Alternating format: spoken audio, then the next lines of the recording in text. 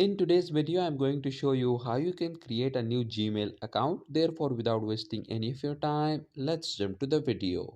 First of all, you need to open Gmail application. At the top right corner, you will see your profiles icon. So click on it and then click on this add another account option.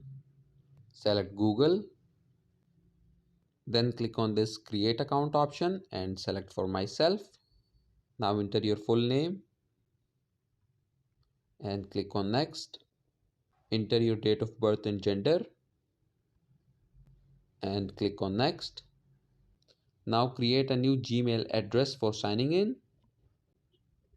Click on next. Now create a strong password for your new Gmail account and click on next. So as you can see that it's asking for your phone number. So if you want to add the phone number, then scroll down and click on this yes I am in option. Otherwise click on skip. Again click on next. Scroll down to the bottom and click on I agree. And that's it, your new Gmail account has been created. So that was it for this video and I'll see you guys in the next one. Peace out.